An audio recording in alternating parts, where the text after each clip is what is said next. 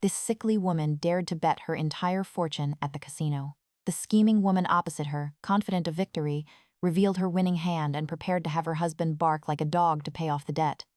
Just when everyone thought she was doomed, the woman smiled contemptuously and said slowly, "I haven't even revealed my cards yet. What's the rush?" All of this stemmed from this woman's unexpected transmigration. One moment, she was the daughter of a legendary gambling tycoon, but a betrayal cost her everything and led to her death. The next moment, she transmigrated into a novel she had just read, becoming Gladys, the most disliked and sickly eldest daughter of the general's mansion. Even worse, she was married to Gerald, the most notorious playboy in the capital, and the useless heir to the royal family. According to the novel's plot, her scheming stepsister Lucy, in league with the royal family's adopted son Mickey, would set a gambling trap, causing Gerald to lose his entire fortune. Ultimately, they would frame Gerald for treason, leading to the execution of the entire royal family, including her, his nominal wife. To survive, she had to defy fate. The story begins on their wedding night. This worthless husband, on their very first night together, planned to abandon her and go gambling. Gladys knew this would be the beginning of their family's ruin. She tried everything to stop him, from cajoling to forceful kisses, even predicting, "If you go to the casino tonight, within 3 days you'll be bankrupt, and your whole family will be punished." But her dissolute husband wouldn't believe her, roundly dismissing it as nonsense. He shoved her away and rushed into the trap that had been laid for him. Gladys didn't chase after him. She knew that until he lost everything, this man would never come to his senses. Sure enough, soon after, servants brought reports of his losses. "Young madam, it's terrible. Young master has lost 100,000 taels. Young madam, it's horrible. Young master has already lost 500,000 taels and is demanding to mortgage the royal deed." The opportunity had arrived. Gladys immediately rose and rushed to the main hall of the royal mansion with her maid. At that moment, the prince was holding the family law, ready to beat this spendthrift son to death.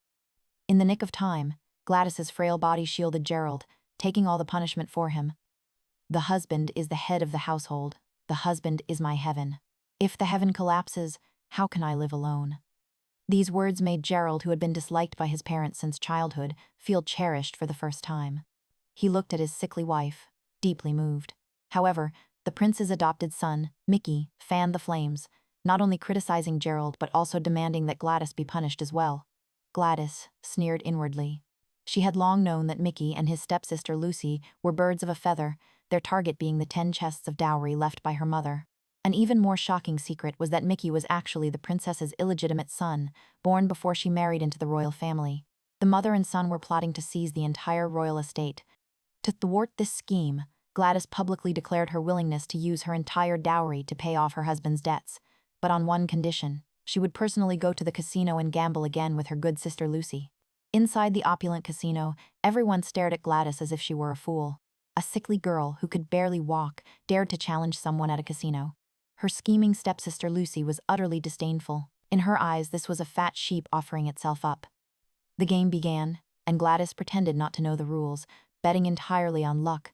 Unexpectedly, she won several rounds in a row, taking home a considerable amount of money. This stunned Gerald, who advised her to quit while she was ahead. But Gladys seemed to have become obsessed, betting higher and higher, even urging the house to remove the betting limit. This was exactly what Lucy wanted. She knew that without the limit, she could cheat and wipe out Gladys's entire stake, plus profits. Sure enough, Gladys lost terribly in the next few rounds. Her money quickly ran out, and she became increasingly frantic. Gerald was frantic, kneeling down and begging her to stop gambling, but Gladys ignored him completely. She wanted everyone to believe she had lost her mind and fallen into a trap. Seeing her chance, Gladys suddenly pushed all her chips forward, her eyes red, and said to her sister, "I'm going all in this one, betting my mother's entire dowry. Do you dare call?" Lucy and Mickey exchanged a knowing smile. The fish had finally taken the bait. Without hesitation, she called and revealed her hand, a winning hand. The entire room erupted in cheers. Everyone was convinced the prince's mansion was doomed. The thugs began to humiliate him, forcing Gerald to bark like a dog, even demanding that Gladys accompany them as payment for their debts. Gerald, filled with remorse, drew a dagger and was about to cut off his own finger, hoping to use self-harm to force his wife to leave. "Don't move," Gladys shouted, stopping him. "I haven't even revealed my cards yet. What's the rush?" The crowd roared with laughter. One of the thugs sneered, "Unless you draw the 1 in a million supreme treasure, you're doomed today. In Paigao, The supreme treasure guarantees a win for everyone, but the probability of drawing it is lower than being struck by lightning. Oh, what if I actually draw it? Gladys's lips curled into a mysterious smile.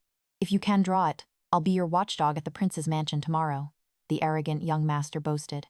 Amidst the mocking gazes of the entire room, Gladys slowly turned over the first card, a bright red, 3 of a kind. The entire room fell silent instantly. It really was half of the supreme treasure. Faced with the incredulous look in the eyes of the scheming woman, the woman merely smiled slightly. Could she draw that unique card and stage a stunning reversal?